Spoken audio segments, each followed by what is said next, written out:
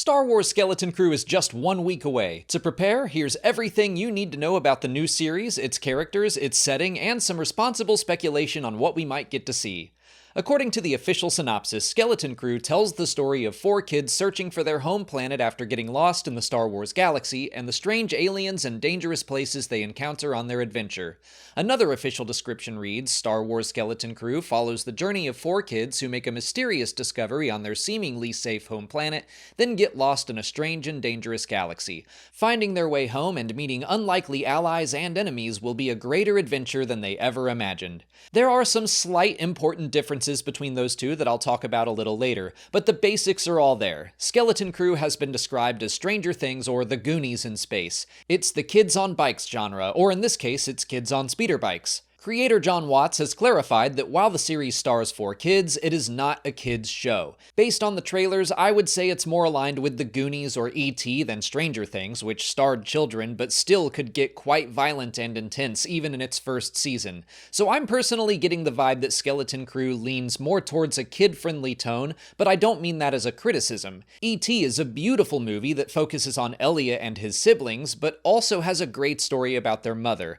I think we'll see a similar balance in Skeleton Crew, a mostly lighthearted adventure that still might have some of those themes and situations adults can relate to as well. Skeleton Crew is connected to The Mandalorian, The Book of Boba Fett, and Ahsoka, what fans are calling the Mandoverse. That means it takes place in the New Republic era of the timeline, about 5 years after the events of Return of the Jedi. The New Republic is the primary power in the galaxy, but the Imperial Remnant is still out there and gathering power. We don't know exactly when Skeleton Crew is meant to take place, but I would expect it's after The Mandalorian Season 3 and Ahsoka. We've already seen Vane the pirate, who first appeared as part of Gorian Shard's crew, pop up in some trailers. We don't know if Thrawn has made his way back from Peridia yet, but I expect he probably has. I don't think the Imperial Remnant will be a huge part of Skeleton Crew, but you never know. I do think there's something shifty going on with the kids' home planet, and I'll cover that a little later. For now, let's talk about the characters. Wim has gotten most of the focus in the 2 trailers. The series creators have described him as full of wide-eyed wonder, a starry-eyed dreamer who just rushes into any situation before he's thought about it for 1 second. It looks like he'll be responsible for starting the whole adventure, finding a mysterious ship buried in the woods, and perhaps even launching it. We've seen him looking through storybooks featuring Jedi, wishing for adventure. It's classic Star Wars stuff, just like Luke in A New Hope, but younger. I think he sees what he wants to see, claiming the buried ship is a Jedi temple, and assuming Jod is a Jedi after seeing him use the Force once. We'll come back to him in a minute. Next up is Fern, a young girl who is described as not unlike Leia Organa, someone who is really smart and could play the good, sweet daughter of someone in the government, but also be a tough rebel trying to stand up to bullies. The trailers have absolutely shown her to be the tougher, more reckless one of the group. She speeds through traffic on her speeder bike, she seems to have added patches and stuff to her school jacket, and her casual demeanor while she waits to go to the principal's office tells you all you need to know. I get the sense she doesn't know Wim at the start of the story, and an article on StarWars.com seems to suggest that's true, stating the series centers around 2 pairs of best friends, Wim and Neil and Fern and KB. I think the boys and girls are going to have to learn to trust and rely on one another throughout the adventure. So let's move on to Neil, the young blue elephant-like best friend of Wim's. First and foremost, he is not an Ortolan like Max Rebo. I'm certain he was inspired by the character, but there's a whole thing about how many limbs Max has, and Neil has some stark differences to Ortolans. I'm speculating, but I bet the initial idea was to have Neil be the same species as Max Rebo, but they wanted the character to have arms, so they made him something new, but similar. Anyway, Neil is described as sweet, shy, neurotic, and funny. I do think he will be the primary source of adorable comic relief. I also wonder if his friendship with Wim will have a bit of an arc to it. I'm completely speculating, but there is a moment in the second trailer where Neil gets to take control of the ship, and Wim seems a little annoyed or nervous about that. Maybe he's just afraid, or maybe he's jealous. As the wild daydreamer who drags everyone on this adventure, Wim might see his best friend as more of a sidekick, so maybe Neil will learn to treat himself with more respect and demand that from his friends as well.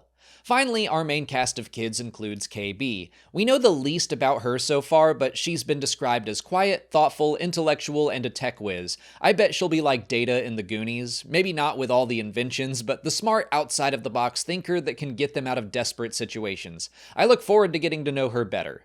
Moving on to the adults, let's start with Jude Law's character, Jod Nanawood, who just has the craziest name, but it's very possible it's simply an alias. In an interview, Law said, "I play a character called Jod." Well, that's one of his names. He will take the kids under his wing, promising to help get them home, but I'm sure he has ulterior motives. It's sounding like he, the kids, and the other pirates will begin a race for a long-lost treasure that begins with the mysterious ship the kids find, which I'll talk about shortly. But to stick with Jod, we've seen him using the Force in one of the trailers, and Wim, of course, immediately assumes he's a Jedi. I really doubt that's true. It's possible. Star Wars does love to introduce more Order 66 survivors, but I think he's just a man who can use the Force and uses it selfishly. Or he's faking it with magnets like Haja and Obi-Wan Kenobi, but either way, Law has said Skeleton Crew is very much a piece about working together and overcoming fears and overcoming one's opinion of oneself or one's own weaknesses in order to succeed. So I think Jod might be a Force-using pirate who finds it much more fulfilling to use his powers to help the kids rather than himself. He might start using the children to find fortune and glory, and then give it all up to help the kids instead. Our heroes will travel the galaxy in the mysterious ship the kids find buried on their homeworld, which a LEGO set has called the Onyx Cinder. We know very little about it, but I expect that it will be old. In the second trailer, a pirate notes that Wim has an Old Republic credit, and when he says that, I don't think he means the Galactic Republic of the prequel era. I think he means the Old Republic, which was founded 20,000 years before the films and was transformed into the more familiar Galactic Republic about 1,000 years before the prequels. So I think Wim has got some ancient money that he likely found on the ship, which will catch the attention of all the pirates. I bet there's a legend about the Onyx Cinder and how it's the key to finding some long-lost treasure. But whose? We get a shot of what I assume is the treasure in the trailers, and there's a large skull front and center. I think it's possible that it could connect back to a Star Wars Legends character named Zim the Despot. He established an empire 25,000 years before the movies, and his masthead was a crystal skull. Solo: A Star Wars Story referenced his character by showing that skull in Dryden Voss's office, which has often been mistaken as the crystal skull from Indiana Jones. But the skull first appeared in one of the earliest Star Wars Legends stories, Han Solo and the Lost Legacy, which was about Han and Chewbacca racing to find an ancient lost treasure that belonged to Zim.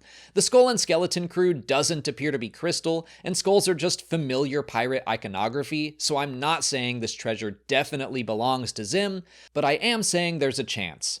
Whatever the case, I think the Onyx Cinder once belonged to a famous pirate, and we'll probably learn more about whoever that was from SM-33, the droid first mate of the ship who will become activated again when the kids find him. We don't know too much about him yet, just that he's rusty, old, and cranky, and reluctantly helps the kids and is extremely loyal to whoever his captain was. So maybe he doesn't want anyone to find the treasure at first and would prefer the kids just return home. Which brings me to a question I've seen pop up several times. How do these kids get lost at all? Early speculation was that the ship would take them to a completely different galaxy, similar to how Ahsoka and Sabine traveled to the Far Galaxy and Peridia in Ahsoka. But new information from StarWars.com suggests it's far more simple. The kids are lost in the Star Wars galaxy, but strangely, nobody has heard of their home planet. So this leaves us with a couple of options. Maybe they are originally from a different galaxy, and then they get taken to the one we are familiar with. Or maybe their planet is simply very isolated, maybe by design. My current guess is that the whole story will take place in the same galaxy, but there will be a mystery surrounding their homeworld. The synopsis does state that the kids make a mysterious discovery on their seemingly safe home planet. That's interesting wording. On the surface, it does look fairly idyllic. It looks even Earth-like, which some fans, including myself, have struggled with. But it's possible that familiarity could be central to the mystery. The trailers have introduced two more adult characters to the story, Wim's father Wendell and Fern's mother Farah. Farah looks like she works at the kids' school, introducing a test that will, quote, set the course of their entire future. Like I said earlier, Fern is also described as the daughter of someone in the government, so maybe the school and the government of this planet are very strongly connected. We can also see some specific droids throughout the trailer watching the kids at school, watching Wendell at work, and wandering around in the woods at night. They look like the government agents from E.T. I do think there will be a mystery to unravel here that might explain why the environments don't feel quite like what we're used to seeing in Star Wars. I've seen some speculation that the planet could be Tion. Reddit user Alcida Aka pointed out that the kids' school uniforms have Tionese symbols on them, which is like the Star Wars version of the Greek alphabet, an ancient script that could connect back to the ancient origins of the Onyx Cinder, and maybe even Zim the Despot, who was Tionese. I think that's a pretty solid theory. I also wouldn't put it past the creators of the series to pull in some very deep-cut Star Wars references. We've already seen characters like Vane in the trailers, but we've also heard that the teak species from the Battle for Endor made-for-TV movie will be making an appearance, and there have been references to non-Star Wars properties like Captain EO. But that's everything I think you need to know as a Star Wars lore nerd going into the series. The first 2 episodes are premiering on December 3rd, and there will be 8 total. They've been written by Christopher Ford, John Watts, and Myung-Jo Wesner, and were directed by John Watts, Lee Isaac Chung, Bryce Dallas Howard, The Daniels, David Lowery, and Jake Schreier. The score was composed by Mick Giacchino, the son of Rogue One composer Michael Giacchino. Mick recently did the score for The Penguin as well, and some recent Disney Plus series. Here on Star Wars Explained, we'll be covering every episode with review videos, live stream discussions are back, and I'm sure there will be other lore videos to tackle throughout those 7 weeks. If you haven't already, please like this video, subscribe to the channel to keep up with all our Skeleton Crew coverage, follow us on our socials, and consider checking out our Patreon page where we'll have video reactions and audio commentaries for each episode. As always, thanks for watching, and may the Force be with you.